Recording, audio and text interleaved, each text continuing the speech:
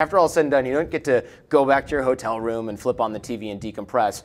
You're always in it. They're in it, and they're living with you guys for those 6 days, right? Correct. So there's like a dorm feel to it, but what you're really doing is immersing them in your program. Right, exactly. So what happens at night? At night, the guys will either hang out and bro out with each other, or they'll go out with our field coaches for structured field work, which involves taking what they learned during the day and applying it in nighttime field, we call it field work. So it might be a lounge or a bar or a club, but it might also just be a restaurant, because this is something that you do everywhere. It's something that you become. It's something that you are being, not something that you are learning to do. Does that make sense? Yeah, it sounds like Star Wars.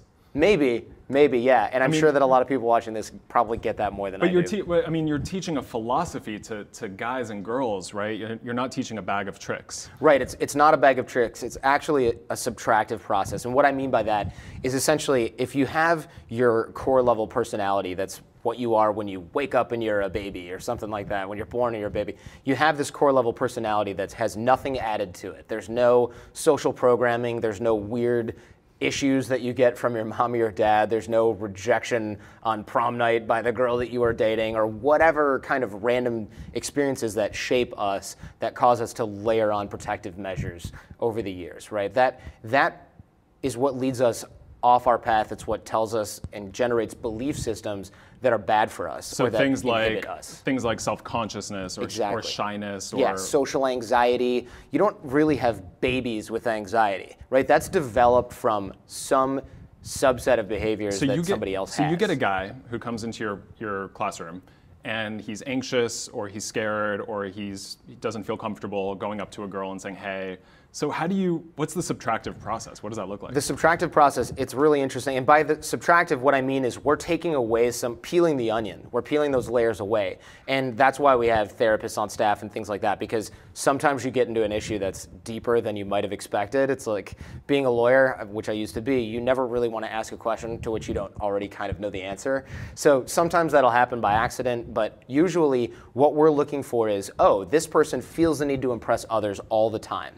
Why is that? What belief system does this person have that's influencing his actions, which are influencing his current results? Because what you have, again, with the mind follows the body and the body follows the mind, is belief systems influence actions, which influence outcomes or results. So instead of trying to change, which is what pickup artist guys are doing, they're trying to change behaviors. This is tricky and you're gonna do this and or wear this wig or whatever. Right, and that's gonna influence results for sure, right? But it's gonna be temporary, it's gonna be an uphill battle, it's gonna be a lot of work. But if you have the belief system changed, you don't have to worry much about the actions or behaviors because those are naturally following your belief system. So instead of saying, all right, my body language has to be upright and I have to be turned at this angle and I've got to be like this and my chin's got to be up and forward, that's hard to maintain all the time. It's exhausting, and what it does is it puts you in your head. Right. And so instead of listening to what you're saying or what she's saying, I'm up here thinking, what does she think of me? Am I doing this right? Is this working? And so if you're out there and you're looking at that and you're thinking, oh my gosh, that's me, what's happening is you're trying to influence your behaviors without changing your mindsets. And so what we'll work on is the mindsets. If you've got a mindset that says, I'm not good enough as I am because my mom told me so, or I feel that way around women because X, Y, Z, we want to pinpoint that. Because once we get that in order and we tighten the screws on that and we get rid of any head trash that might be in there, or help you get rid of any head trash that might be in there, that's going to change your actions and your behaviors automatically. We don't have to manually teach you to sit up straight. When you're feeling good, that type of thing naturally happens. All of those things follow. They fall in line. So you guys are getting really deep. Really and deep. really quickly. Yes. And I don't think it's an accident that the art of charm came up in our generation because, you know, one of the most interesting things about what you do, and Jordan, you're a digital guy. Like you live online, you have a really active, you know, Twitter follow. Like yes. you live digitally. Yes. But in the digital world, in our generation, there's so much bullshit that we have to wade through to get to the real stuff. And right. I often feel like people walk around and they just feel like, I don't even know what's real anymore. Like books are telling me to carry myself this way or whatever. And you're teaching an authenticity that's very unique, I think, to this generation. So what I is do. that? I agree. I think it's one of the rarest things. And if you look at any of the instructors like Johnny, Justin, AJ over at The Art of Charm, what they're looking for is that authentic version of you. When you when you finally get exasperated enough with us and you throw out all of the behaviors that you're manufacturing to get people to see you in a certain way, that's when you're most authentic. And you might not think that that's pretty. You might not think that that's attractive, but the authenticity itself is what's attractive. And it doesn't mean that it matches up with your media perception or with what you think you should look like. And that's important for multiple reasons. One, not the least of which, is that you're going to filter the right people into your life.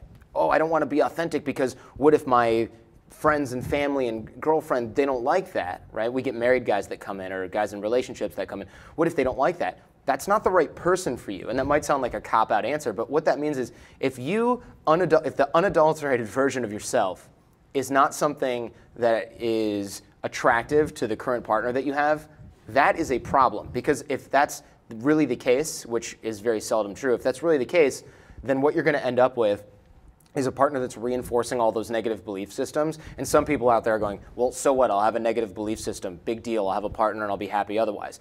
Those belief systems aren't just, this is how I'm being in a relationship. Because how you do anything is how you do everything. If you're being different in that relationship because your partner likes it or shows you that they like it, well, you're being different at work. You're being different with your family. You're being different with your friends. You're being different for your kids. So you're pointing out that those patterns exist across their lives. Exactly. And then reprogramming it, which might explain why your student base has gotten so interesting recently. We were talking about this earlier. Yes. It's not, well, for one thing, it's not just single guys who want to go pick up girls. Right. It's also married guys who want to have a better relationship or be better at work.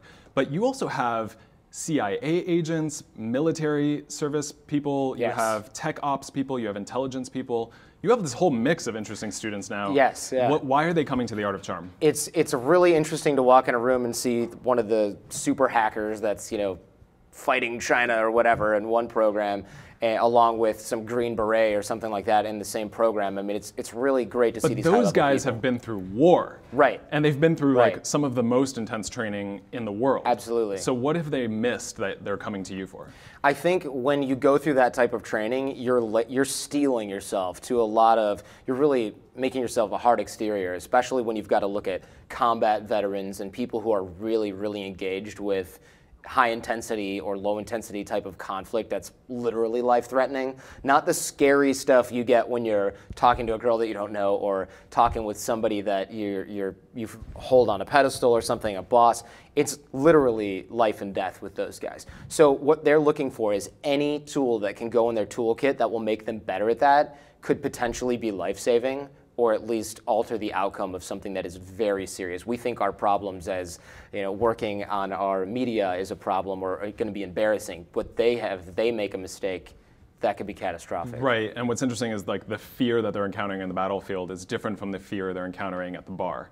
Maybe, but it might also be very similar in a lot of ways because that type of anxiety can be triggered probably not in equal measure, but certainly the same type. So you will get guys who are trained snipers who have done a lot of things that would steal your nerves. However, when it comes to talking to a girl they're attracted to, it goes right under the armor because it gets to the core of who we are, especially as men. Our egos are completely wrapped up in how well we do with women. That's why we lie about it to everybody. That's why it's the biggest load of crap that you'll ever hear from your friends. What is it about relationships, flirting, that gets us so primally? That some of these guys who have dealt with harder things don't know how to deal with that. I think it probably at some level has to do with our evolutionary biology, right? If we can't reproduce, our entire existence is meaningless, right? So we want to maximize that. And unfortunately, rather than maximizing it, we'd rather have other people see that we're maximizing it, probably in some sort of subconscious effort to, again, re-maximize that. Like, oh, I'm doing so well with girls. Please, I hope everybody believes me so that I can actually sort of fake it till I make it. Right, let me put that on Instagram and hope the rest follow. Right, and going back to the social media thing, that sets up a whole different set of unhappiness for us right now. Being a digital guy, I look at some of my friends and I'm like, their life is so incredible. They're in Bali and they're traveling here and there and everywhere else. And then you talk to them in real life, and they're not doing so good sometimes because they're real human beings with real feelings. But it's really easy for us to compare ourselves to those other folks, and that also affects us at that same level we were just discussing, where a guy might be a Green Beret, he might be amazing in every area of life and been good at absolutely everything. But even if you're the greatest at everything you've ever done, you will probably never feel like you're the greatest at every single thing. So you're always going to seek out, if you're a growth-oriented person and you're a superstar, you're always going to seek out ways to attack your weaknesses. And that's why it's funny, because guys will go, oh, what kind of losers go to the Art of Charm? And they're usually the type of loser that theoretically should seek some serious dating help. And who would be afraid to sign up for a program. program. And would definitely be afraid to sign up for a program. The guys who do come through are entrepreneurs, successful guys in other areas of their life, Green Berets, people like that. They'll come through because they go, all right, I'm really good at this. That could use a little work. Where can I get help with that? The Art of Charm will fill in the gaps a little bit. Does your advice apply to women? It does. The difference that we have for women is that the attraction mechanisms, charisma mechanisms, things that get people to like and trust you are slightly different, depending on what we're talking about, slight to radically different between men and women. How do they differ? Well, for men, we have it easy, and I know guys are thinking, what are you talking about? No, women have it easy. They just stand there and they get approached by guys all the time. Men have it easy because if I'm born short and fat, which maybe I was and kind of still am, right? I can learn to be charismatic, go out and have personality do all of the heavy lifting for me, all of it. And I mean almost absolutely all of it. Whereas if you're a girl, there's just a cold truth that signs of youth and fertility are what's going to be most attractive to you. You can get philosophical about it all you want. You know, women age like fine wine. Yes, it's true in some respects. Is it biologically the case? No. And so what we focus on is what's teachable and trainable. And what that means is that for men, we can train personal magnetism, nonverbal communication, charisma, lifestyle changes that are going to radically change your life. For women, it is a completely different ballgame. But all those things do apply to women. They do apply to women. They're just not the game changer. Whereas, for example, if guys as humans, we make the mistake that everybody thinks like us. So you'll see guys in the gym who are really doing a lot of sit-ups, hardcore dieting, not for health reasons, but because they think, well, women want guys that are good looking. Because for us as men, we're looking at women and thinking, all right, 90% of the equation here are how she looks and the other 10% personality, I can forgive it. We're in LA right now. If you don't believe me, look around at all these guys dating these absolutely horrible women that look great. Right, and if you're not in LA and you can't see that example, look at the divorce rate. All right, it happens a lot, and it's not necessarily the fault of men or the fault of women, but it becomes untrue. If you ask women, they go, "Well, I want a guy who's confident. I want a guy who can make me laugh." Sort of these vague, nebulous things. And again, I'm not blaming women for that. That's what they feel, and it is to some nature correct. But those things, luckily, that's why I say as guys we're lucky. Those things are trainable. They are very, very trainable. So what is one tip you could give to people right now to become better?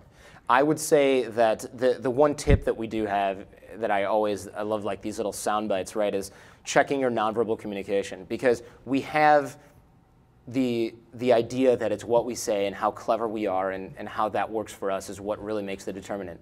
However, we know that verbal words and verbal behavior are 7-ish% of communication, depending on which baloney study you're looking at that day from whichever Harvard scientist, right? But we do know, without a doubt, that nonverbal communication is the biggest part of that equation in terms of people getting a first impression of you. Is this person confident? What is this person doing, and how are they showing up to me? What's going on beneath the words? What's going on beneath the words? Again, behaviors, actions, results, right? So if you can change your nonverbal behavior, your mindsets will follow eventually. It's going to be an uphill battle, but they will change eventually. And you're going to be delivering that first impression at least much better than maybe you originally would if you're not consciously aware of it. So there are the mechanics of vocal tonality, how to carry yourself, make sure you're standing up straight. But a second ago we were talking about the superficial aspects of attraction, and then we were talking about the deeper thing of authenticity. Right. So how can people start to become more authentic, and isn't becoming more authentic a paradox? It is, and that's a far more important point, actually. Authenticity is far more attractive than any set of nonverbal behavior, fake it till you make it type crap that we could go over here. And so thank you for just calling me out on that blatantly. But yes, it does make sense to say, wait a minute, you're teaching authenticity. I smell a rat. That doesn't make sense. It's contradictory.